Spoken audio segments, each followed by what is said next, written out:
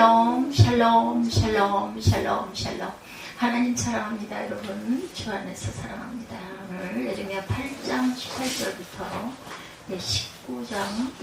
9장 1절까지 말씀 봅니다. 18절만 읽었어요. 나머지 부분 안 읽었죠. 18절부터 22절까지 우리 함께 봅니다. 슬프다 나의 근심이 어떻게 위로를 받을 수 있을까? 내 마음이 병들었도다. 19절이죠. 딸내 백성의 심히 먼 땅에서 부르짖는 소리로다.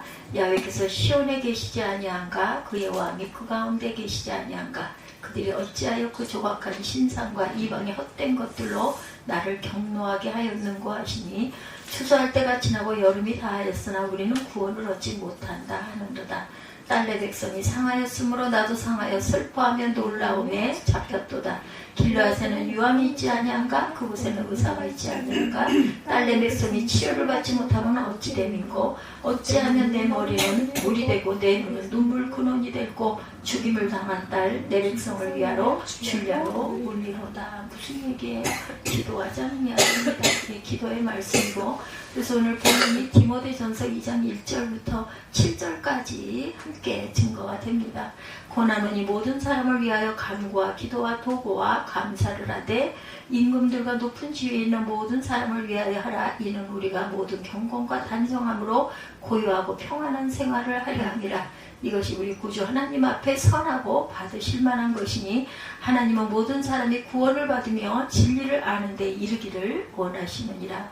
하나님은 한 분이시오. 하나님과 사람 사이에 중보자도 한 분이시니 곧 사람이신 그리스도 예수라. 그가 모든 사람을 위하여 자기를 대속물로 주셨으니 기약이 이르러 주신 증거니라. 이를 위하여 내가 전파하는 자와 사도로 세움을 입은 것은 참말이요 거짓말이 아니니 믿음과 진리 안에서 내가 이방인의 스승이 되었노라. 누가 이렇게 고백해요?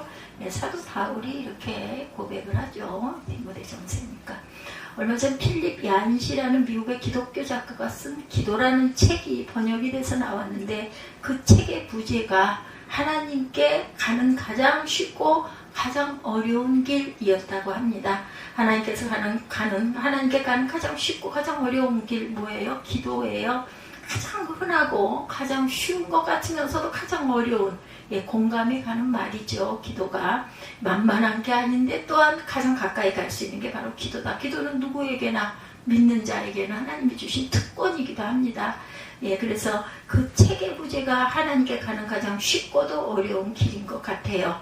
그런데 많은 기독교인들이 기도의 어려움을 느끼죠. 어떻게 기도해야 할지, 무엇을 기도해야 할지, 정말 기도를 하긴 해야 되는 건지, 그리고 또한 나를 위해서가 아니라 중보를 하라고 하는데 그럼 내 일상의 기도는 하면 안 되는 건지, 이런 또 의문이 들기도 합니다. 하나님을 기쁘시게 하는 기도, 하나님께서 원하시는 기도를 해야 한다는 압박감에 아예 기도 안 해도 다 아시는데 뭐 이렇게 하고 기도를 안 하는 경우도 있기는 한데요. 우리가 정말 공고한 일이 닥쳤을 때, 또 어떻게 해야 돼 갈 바를 알지 못할 때, 기가 막힌 상황이 됐을 때 우리는 절로 기도가 나오죠. 눈물, 콧물 흘려가면서 내 골방에 들어가서 열심히 기도하게 됩니다. 그러고 나면 어때요? 하나님께서 시원함을 주시죠. 제가 오늘 생각지도 않게 이렇게 많은 눈물을 흘리게 하시네요.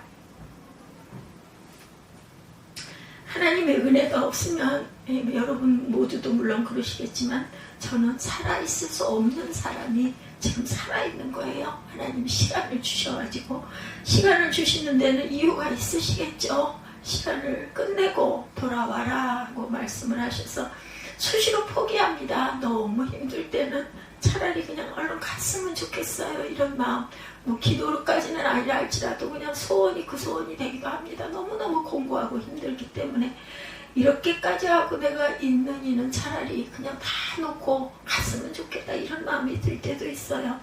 이러한 사소하고 개인적인 기도를 해도 되나, 하나님이 하시는 일들이 얼마나 크고 또한 급한 일들일 텐데, 이 어렵고 사소하고 보잘것없는 기도를 이 구석에 있는 이 한나라는 이 딸이 하나님께 계속 기도를 해야 될 것인가, 이런 마음, 또 위축되는 마음, 그냥 포기하고 싶은 마음, 아니 몰라 나도 이제 모르겠어, 그냥 이대로 있다가 그냥 갈 거야, 이런 마음이 들기도 해요. 제가 오늘 회개의 눈물을 참 많이 흘렸습니다.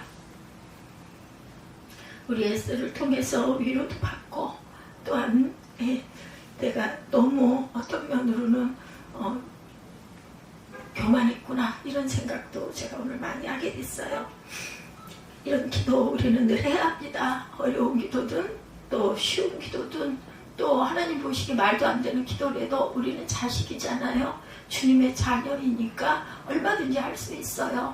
하나님 나 여기 아파요. 아니 하나님 나 배고파요. 하나님 나 왜 이렇게 힘들어요. 이런 기도 얼마든지 해도 됩니다. 기도하는데 가장 어려움을 느끼게 되는 것은 무엇을 기도해야 되나, 얼마나 어떻게 거룩하게 꼭 기도를 해야 되나, 아니요, 그럴 필요 없어요. 그냥 편하게 안 될 때는요, 여러분들 방언하세요. 어떻게 기도할지 잘 모르겠다 일 때는 방언하시면 내 마음 안에 있는 쓴뿌리들이 다 기어 올라오면서 그냥 눈물이 쏟아지죠. 그러고 나면 마음이 열리고 마음이 풀리게 됩니다. 그리고 하나님의 성령이 주시는 마음도 음성이라고 하면 이상하게 들릴 수 있겠지만 음성이 됐든 마음이 됐든 위로가 됐든 어쨌든 간에 분명히 그러고 나면 마음이 편안해지고 후련해지고 감사하게 됩니다. 이렇게 여러분들 너무 어렵게 생각하지 말고 그냥 격이 없이 아무도 없을 때는 어때요? 그죠? 빈 방에서 그냥 혼자 엉엉 울면서 기도해도 되고 되는 소리 안 되는 소리 누구에게 억울함을 당했을 때는요, 그런 것들 넣고 또 다윗도 그랬어요. 글을 어떻게 좀 해주십시오 하는 기도도 많이 했어요. 시편에 보면 그게 이제 시편으로 시로 승화가 돼서 이렇게 묶어져서 올라왔지만 다윗의 기도들 보다 보면 그런 부분들이 너무 많아요. 원수를 압제하게 해달라, 차라리 죽여달라, 이런 이야기도 합니다. 얼마든지 할 수 있어요. 거룩한 기도, 입에 바른 그런 기도 꼭 그럴 필요 없습니다. 그냥 있는 그대로, 아니 내가 요것밖에 안 되는데 하나님의 자식인데 얼마나 대단하겠어요. 하나님은 대단한 큰 일을 하기를 원하지 않으세요. 주신 것을 열심히 감당하고 가려고 하는 마음가짐이 온전하면 그거면 하나님께서는 기뻐하신다라는 걸 잊지 마시기 바랍니다. 아주 사소하고 보잘것없는 기도하는 건 하나님을 귀찮게 하고 모욕하는 게 아닌가 이런 것까지 꼭 해야 돼. 아니요, 해야 됩니다. 뭐든지 하시기 바랍니다. 기도하는데 가장 어려움을 느끼게 되는 것은 뭐를 어떻게 얼마나 잘 이런 생각을 하다 보니까 기도를 얼랑하기가 힘들어집니다. 기도하면서 마주치게 되는 곤란한 상황, 우리가 기도하기를 원하지 않는다는 것, 기도하면서 내가 왜 기도해야 하는지 하나님이 내 기도를 과연 들어는 주시는지 알고는 계신지 다 알고 계세요. 그럼에도 불구하고 하나님께서는 우리가 하나님을 바라보고 입술로 고백하기를 원하시고 기뻐하신다는 거, 하나님을 찾는 것 자체만으로도 하나님 엄청 기뻐하신다는 거 잊지 마시기 바랍니다.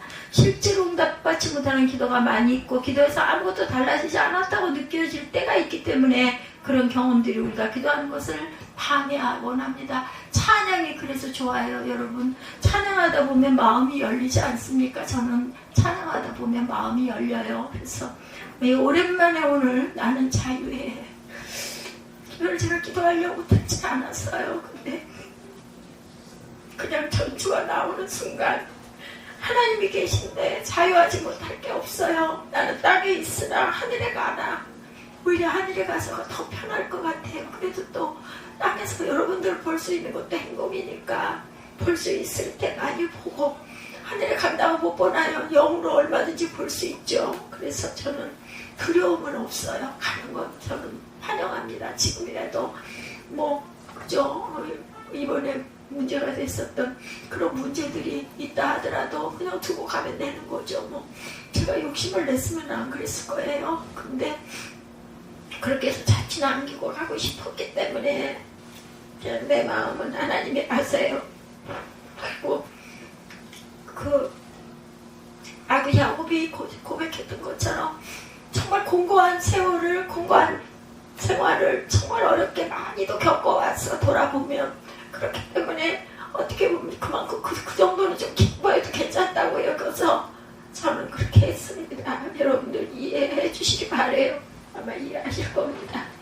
하나님이 그리고 응답하셨기 때문에 마음에 평안 주셨기 때문에 했어요. 상황이 어려워서 말씀마다나 보험을 온전하게 잘 들지는 못했지만 그래도 가는 곳마다 하나님께서 성령께서 동행하시고 인도하시기 때문에 지금까지도 인도하셨고, 어떤 또 때가 되면은 또 변화가 있겠죠. 그러니까 우리가 항상 기도할 때 기도에서 아무것도 달라지지 않았다고 느낄 때가 있기 때문에 그런 경험들이 또 우리를 의기소침하게 하지만 아니요. 그게 그때가 아니기 때문인 거죠. 기도한 것은 반드시 응답이 올 때가 있다는 것도 잊지 마시기 바랍니다. 다른 사람을 위해 기도해야 하는데 그 사람이 미워서 기도 못할 때도 있죠. 특히나 목회자들 마음 안에 그런 거리낌이 있을 때 있어요. 인생이기 때문에. 그렇다 할지라도 우리는 기도하다 보면 그 마음이 소망으로 바뀌기도 한다는 것. 이 말씀이 오늘 이런 상황, 어제 그런 상황 있을 줄 알고 만든 설교가 아닌데 오늘에 딱 맞는 제목을 주실 때가 얼마나 많은지 몰라요. 정말 기도해야 될 때인데 기도하라는 말씀을 1부에도 주셨고 마태복음 말씀, 또 2부에도 똑같은 기도와 도구와 감사를 하라 라고 또 나와서 제가 생각해도 정말 기적 같은 이 일들이에요. 제가 만들었는데도 어떻게 이때 이 말씀을 제가 1부, 2부를 다 이렇게 하게 됐는지 그것 또한 기가 막힌, 성령께서 계시니까 이렇지 제가 뭘 알겠습니까? 아무것도 저는 모르거든요. 누가 뭐 저를 지도하는 사람이 있는 것도 아니고 멘토가 따로 있는 것도 아니고 그저 말씀 찾아서 그거 가지고 여러분들과 함께 나누는 것 뿐인데, 찬양도 그렇고 항상 기도도 그렇고 이 말씀도 그렇고 하나님이 아직도 그래도 포기하지 아니하시고 이 정말 가느다란 촛불 같은 교회를 위해서 항상 성령께서 역사하시는 게 너무나 기적스럽고 감사할 뿐입니다. 할 말이 없어요.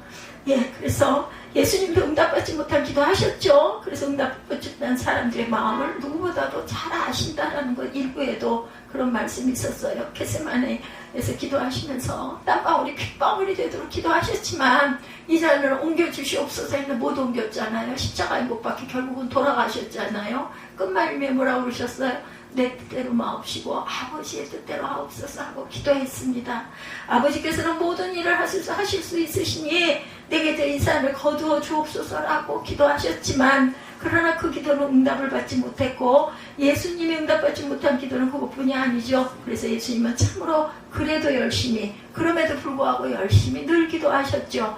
틈만 나면 기도하러 동산으로 올라가셨죠. 평생 유대인과의 관례에 따라 하루 3번 회당에서 기도하셨고, 남몰래 골방이라고 뭐 어떤 뭐 밀폐된 공간이 아니라 나만이 편하게 할 수 있는 그런 공간이 골방입니다. 기도하셨고, 틈만 나면 따로 기도하셨고, 바쁜 와중에도 일부러 시간을 내서도 기도하셨어요. 아니면 병자 고치는 일, 그죠? 아니면 회당에서 말씀 증거하시는 일을 열심히 평생을 하다가 돌아가셨죠. 그 평생이 긴 평생은 아니었습니다.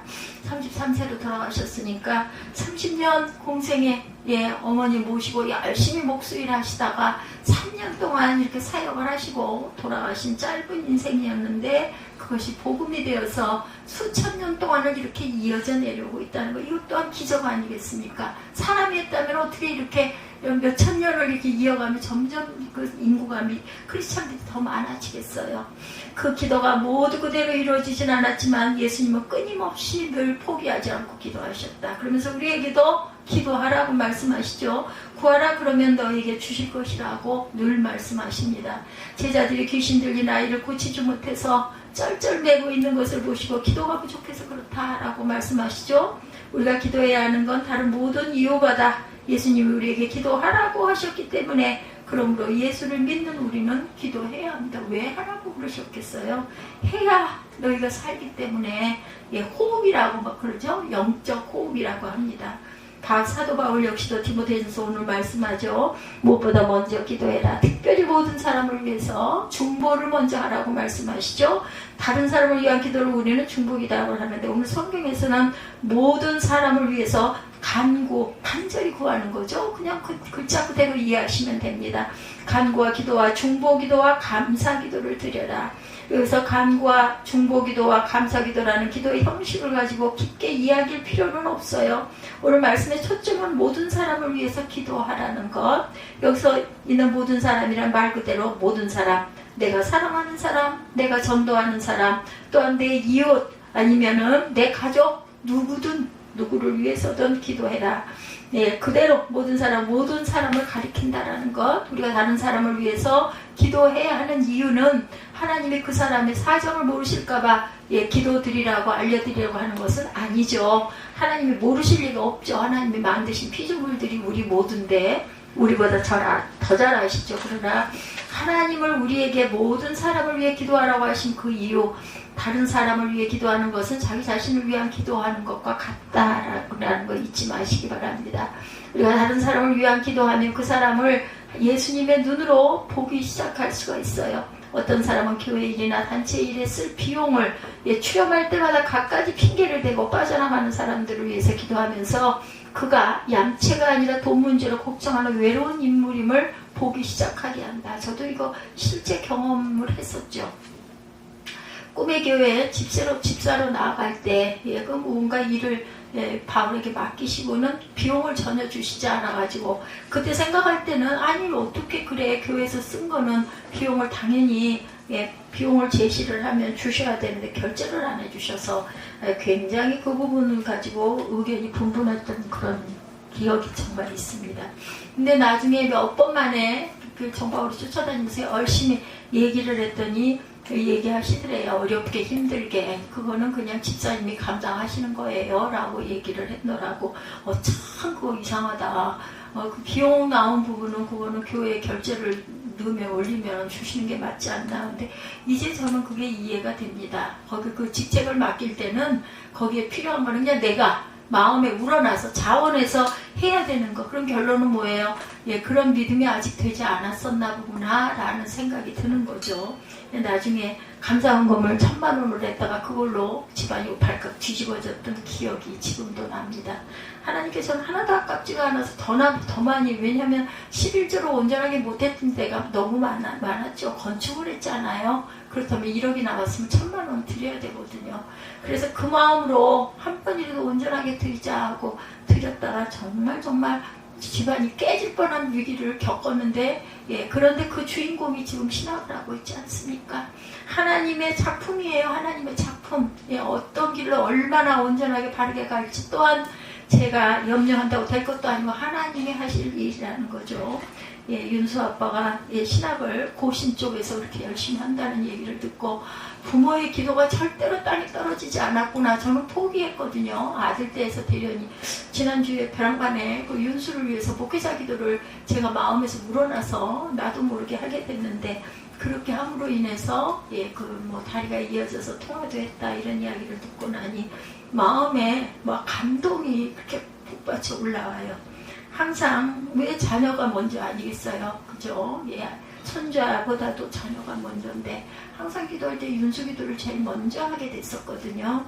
그 녀석이 분명히 하나님께서 요즘에 정말 청년들이 사역하기가 정말 어려운 그러한 시기고 정말 드물어진 청소년들인데 정말 굉장한 알곡이구나 하는 생각이 늘 마음에 와가지고 연락이 없어도 소식이 없어도 저는 늘 끊임없이 기도했는데 문득 그런 마음이 들어서 목회자를 위해 기도를 했더니 아마 그걸 들으면서 에스더가 감동이 왔던 것 같아요. 그래서 연락을 했나가 얘기를 하더라고요.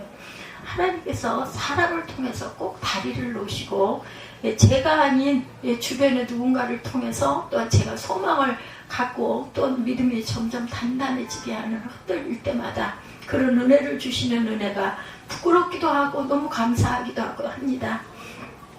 어느 날 아무런 응답이 없어서 오밤중까지 기다리다가 깜빡 잠이 들었대요. 어떤 사람이 밤마다 정해진 시간에 기도하면서 하나님 앞에 갖가지 요청을 꺼내놓고 응답을 기다리고 하는 사람이 있었다고 합니다.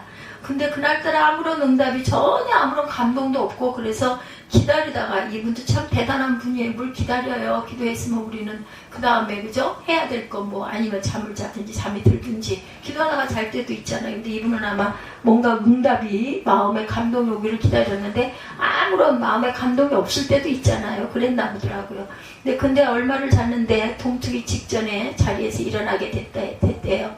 정신을 차리고 보니 온통 얼굴이 눈물 범벅이더랍니다. 문득 10대 초반일 때 집에 노처녀로 얹혀 살던 이모 생각이 그렇게 어려운 부릇이 났답니다. 군 식구가 늘어나면서 원래 쓰는 방, 남동생에게 돌아가고 어쩔 수 없이 그 이모와 한 방을 쓰게 돼서 얼마나 싫었겠어요.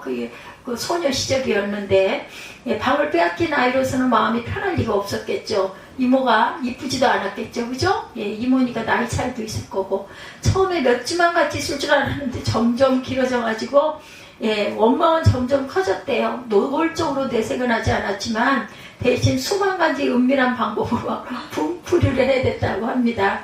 그러니까 살짝 모르게 골탕을 먹인다거나 뭐 이랬나 보죠. 근데 그로부터 오랜 세월이 지난 그날 밤 자신이 평생 나쁜 감정을 품고 살아왔다는 사실을 깨닫게 됐대요. 그때 그 일이 정말 못됐었구나 이런 마음이 왔나 보죠. 벼랑간에 그냥 이렇게 말했답니다. 새벽 여맹 속에 앉아 이모가 얼마나 부끄러워했을지를 생각했다. 자기 가정을 꾸려보지도 못한 채 이 집 저 집 전전해야 했고 생활하는데 필요한 온갖 것들까지 죄다 조카들한테 의지해야 했으니 오죽이나 참담했겠는가. 이모의 그 심정이 이제 그때서야 이해가 됐다는 거죠. 당신은 물론이고 지금까지 그 이모가 그런 상황에서 어떤 마음으로 살았을지를 단 한 번도 생각해보지 못했다. 이분의 고백이에요. 근데 지금은 그 심정을 뼈에 사무치도록 실감할 수가 있다. 날마다 이를 악물고 자존심을 죽여야 했을 것이고 방을 뺏긴 내가 참아야만 했던 불편함 따위에는 비교할 수 없을 만큼 괴로워했을 것이다. 그날부터 그녀에게 기도는 잘못된 관계를 깨닫고 중보자이신 그리스도의 임재 앞에서 그녀가 치유받는 도구가 되었다고 합니다. 이때부터 다른 사람을 위해 기도할 때 우리는 그 사람을 떠올리게 되죠. 누구나 그렇죠.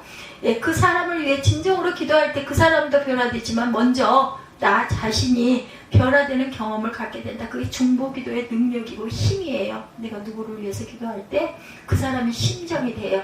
저에게는 하나님께서 문득문득 모습을 보여주셔요. 그 훗날 있을 그런 모습을, 그런 거를 꼭 필요할 때는 보여주신다. 근데 그런 거에 너무 연연하면 안 되겠죠. 근데 제가 잘 잊어버리기 때문에 항상 그런 것들을 보게 되거나 하면은 얘기를 해놓죠. 나 이러이러했어. 뭐 좋은 일이면 더더군다나. 오늘 바울은 왕들과 높은 지위에 있는 모든 사람들을 위해서 기도하라고 디모데전서에서 말씀하고 있죠. 이때 왕들과 높은 지위에 있는 사람들이란 권력을 가지고 있기 때문에 잘 보이면 나에게 도움이 되는 사람이 아니라 지금 당장 나를 핍박하고 박해하고 잡아 죽이려 혈안이 되어 있는 사람들. 그때는 그랬죠. 믿는 자들 막 핍박하고 죽이려고 잡으러 쫓아다녔잖아요. 바울이. 그죠? 근데 바울은 교회를 핍박하고 교인들을 박해하는 사람들을 위해서 이제는 기도하라고 변화가 된 거죠. 그들을 저주하거나 증오하지 말고 하나님이 그들을 불쌍히 여기시기를, 그래서 그들이 변화될 수 있도록 기도하라고 말합니다. 이것이 모든 사람을 위해서 하는 기도라는 것. 왕들과 높은 지위에 있는 모든 사람을 위해서 기도하십시오. 그들을 위해서도 기도하라고 합니다. 그들을 빼고 다른 사람들만 위해 기도하면 안 된다고 하는 거죠. 그것은 우리가 경건하고 품위 있고 조용하고 평화로운 생활을 하기 위함이다 라고 이야기를 해요. 그럼 결국은 누구를 위해서? 나를 위해서. 내가 경건하고 품위 있고 조용하고 평화로운 삶을 살게 하기 위해서 그들을 위해서 기도하십시오 라고 얘기한다는 것. 이 말은 왕들과 높은 지위에 있는 사람들, 힘 있는 사람들이 우리를 괴롭히지 않게 해달라고 기도해서 우리가 험한 꼴 보지 않고 경건하고 품위 있게 신앙생활을 할 수 있게 되고 조용하고 평화로운 생활을 하게 된다는 말처럼 들리지만 그게 다가 아니다. 우리를 괴롭히고 해치는 사람을 위해 기도하지 않는 것은 그들을 미워하기 때문에. 미운 사람 위해서 기도 나와요? 솔직히 잘 안 나오지. 그럼에도 불구하고 기도하라는 거죠. 내가 싫어하는 사람을 위해 기도하지 않는 것은 그들을 싫어하기 때문이다. 근데 미워하는 건 죄예요. 미움은 상대방보다 먼저 나를 해치죠. 누군가에게 좋은 감정을 갖지 않으면 내 마음이 어때요? 불편하죠. 그리고 막 원망이 나오죠. 미워하다 보면 그 미워하는 것도 죄인데 그걸로 인해서 원망이 나오고 불평하다 보면 내가 점점 더 그죠? 그 절망의 늪으로 빠져들게 되는 거. 나를 위해서 이런 마음을 비워야 된다. 미움과 증오는 기독교인들의 자세가 아니죠. 기독교인의 자세는 미국의 한 기독교 잡지사에서 독자들에게 정말 하기 힘들었던 기도에 관한 사연이 있으면 보내달라고 요청을 했다고 그래요. 그러자 아칸소주에 있는 여성이 이런 편지를 보냈답니다. 몇 년 전 결혼을 앞둔 딸아이가 놀라운 사실을 털어놓습니다. 4살 때부터 삼촌에게 반복적으로 성추행을 당했다고 그랬대요. 처음에는 사랑하는 딸아이가 받은 상처를 치유해달라고만 기도했습니다. 그런데 관련된 책을 찾아 읽다 보니까 가해자들 가운데 상당수가 스스로 성폭력의 피해자라고 하더랍니다. 문득 삼촌을 위해 기도해야 되나 하는 생각을 하게 됐대요. 그러나 그렇게 강구할 힘을 어디서 과연 얻어서 내가 기도할 수 있을까? 뭐 입으로 한두 번 기도할 수는 있겠지만, 그죠? 오직 하나님만 아시겠죠? 자식에게 치명적인 상처를 입힌 인간을 위해 기도한다는 건 정말 힘든 일이었는데, 하나님의 삼촌의 삶에 난 캐캐 묵은 상처를 고쳐주시지 않으면 변화가 일어날 가능성은 전혀 없었고, 그렇게 되면 그 삼촌은 계속해서 그걸 반복하지 않겠어요? 누군가에게 또, 그죠? 그래서 결국 용서하는 문제를 두고 날마다 씨름을 했다고 합니다. 삼촌이 일으킨 고통과 괴로움을 과소평가하는 건 아닌지 염려스럽더랍니다. 그러나 내가 아니면 누가 그를 위해 기도하겠는가? 예수님은 우리에게 내 이웃을 사랑하고 내 원수를 미워해라 라고 말한 것을 너희는 들었다. 그러나 나는 너에게 말한다. 이 구약에는 그랬어요. 그죠? 너희 원수를 사랑하고 너희를 받게 하는 사람을 위하여 기도해라. 그래야만 너희가 하늘에 계신 너희 아버지의 자녀가 될 것이다. 아버지께서는 악한 사람에게나 선한 사람에게나 똑같이 해를 떠오르게 하시고 의로운 사람에게나 불의한 사람에게나 똑같이 비를 내려주신다.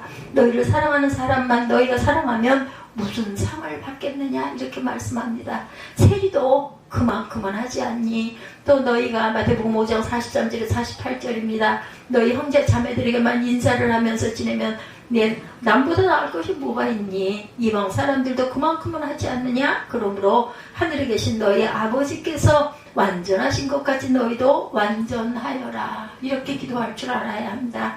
이런 기도를 할 수 있어야 경건하고 품위 있고 조용하고 평화로운 생활을 하게 될 것이고, 이런 기도의 삶 자체가 경건하고 품위 있는 조용하고 평화로운 생활일 것이다.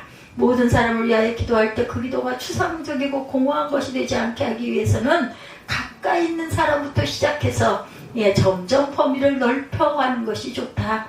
식구와 친지, 친구들이 제일 먼저 무더운 일도 쏙쏙이는 남편이나 아내, 배우자, 죽어라고 말 안 듣는 바나와 자녀를 위해서 구체적으로 기도하라고 말씀합니다. 하나님이 무엇일까봐 고자질하는 것이 아니라 그들을 향해 관심을 기울이시고 일하기 시작하신 하나님과 그들 사이에 제3자로 끼어들어라.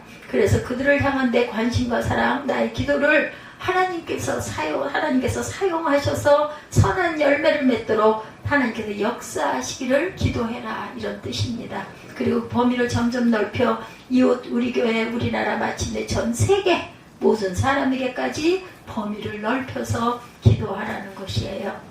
뭐 그런 기도까지 내가 무슨 그것까지 할 일이 아니요. 그렇게 기도해야 된다. 전 세계 모든 사람이라고 해서 막연하게 생각할 필요는 없다. 내가 알고 있는 대로 북한이나 아프리카나 굶어 죽어가고 있는 아이들이나 아프가니스탄이나 이라크에서 전쟁으로 고아가 되어서 장애인이 된 아이들처럼 구체적인 대상을 놓고 구체적으로 꼭 기도해라.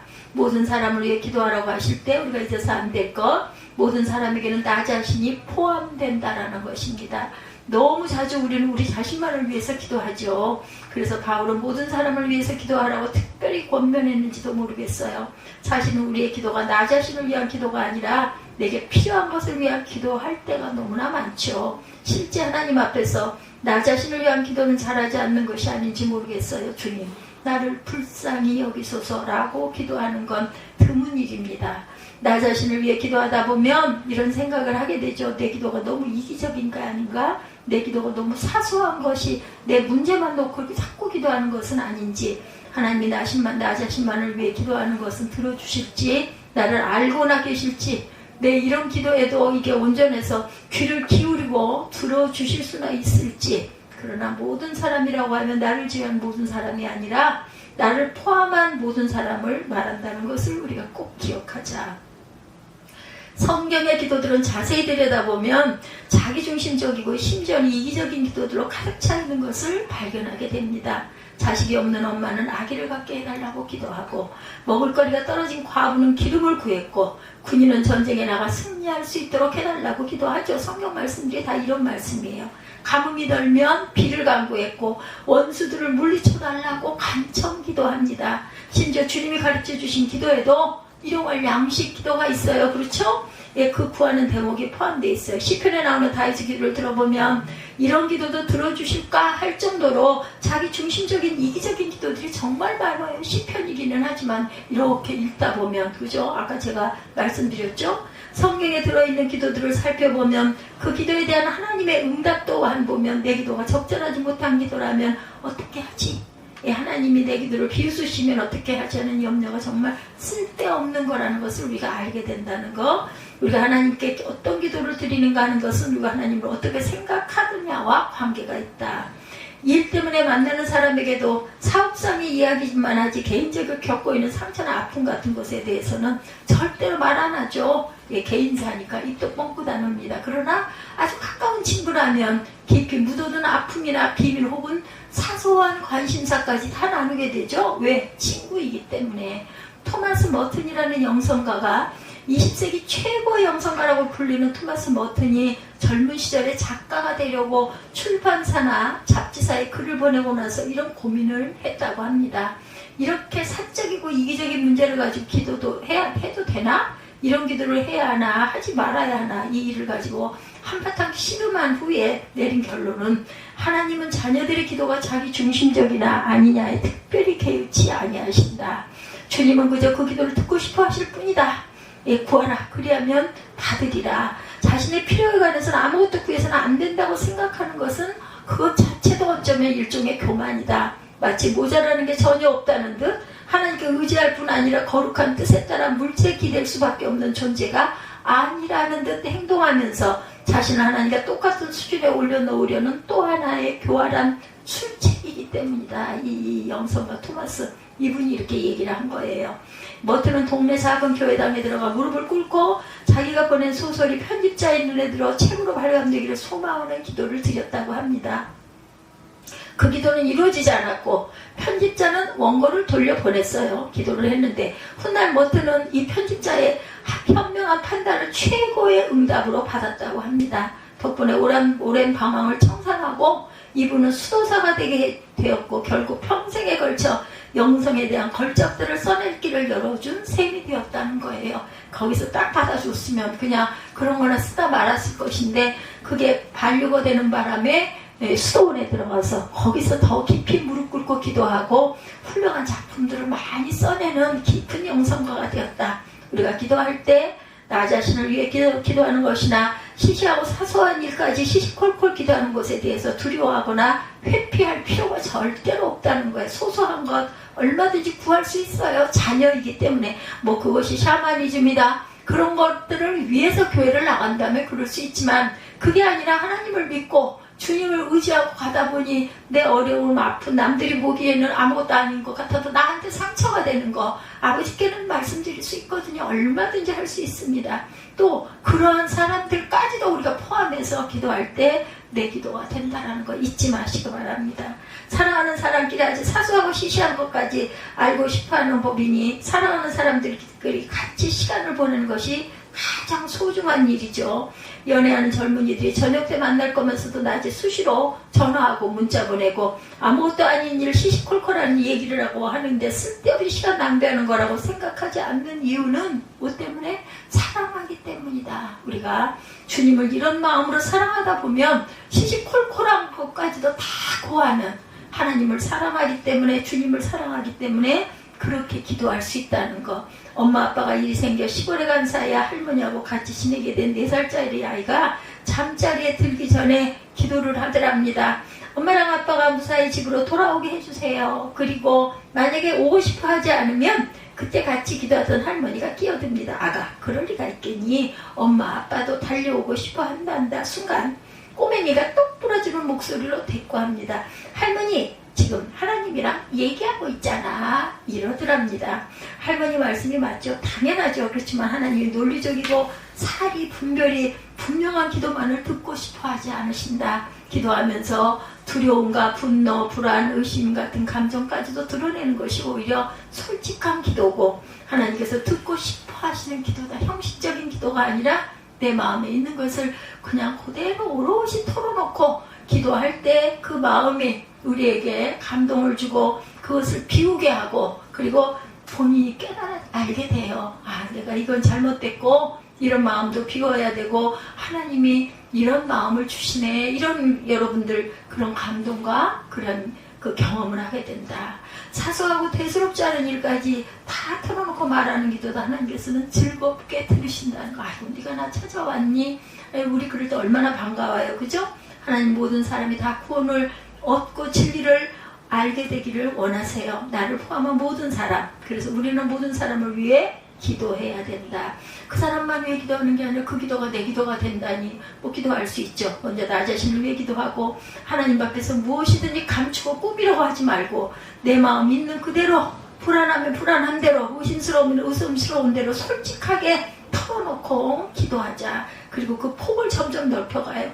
나와 가장 가까이 있는 사람들로부터 내 이웃 그리고 나를 미워하고 내가 싫어하는 사람에게까지 그리고 마침내 내가 알지 못하는 사람들까지도 위해서 전 세계 어려움 당하고 있는 그분들 보면 우리 유교 동란 그 이후에 우리나라 모습과 같잖아요. 지금 어렵게 전쟁으로 인해서 아이들이 정말 죽어가고 있고 굶주리고 헐벗고 있는 그 아이들. 우리가 못 입는 옷들은 그런 대로 아마 다 보내져야 하지 않을까 이런 생각을 합니다. 그것이 우리 구주 하나님께서 보시기에 좋은 일이고 기쁘게 받으실 만한 일이다.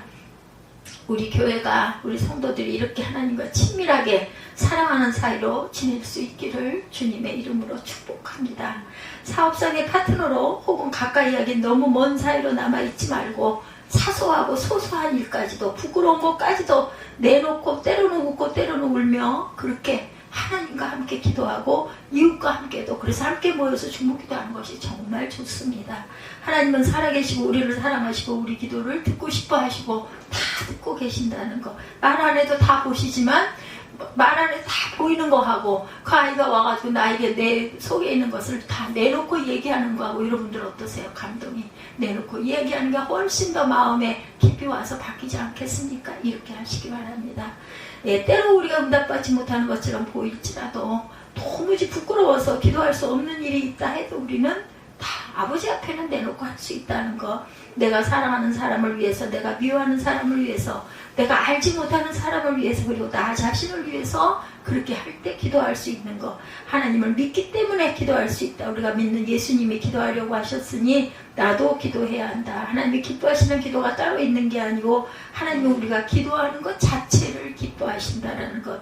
우리 모두 우리를 사랑하시는 하나님께 항상 기도함으로 또 이 11월 감사의 달이죠. 추수감사절이면 감사의 달 둘째 주부터 감사의 제목으로 계속 말씀이 선포될 것입니다. 그 안에서 정말 우리가 잊어버렸던 것들도 기억해내고 주님께 더 깊이 기도하고 매달리는 저와 여러분이 되시기를 주님의 이름으로 축복합니다.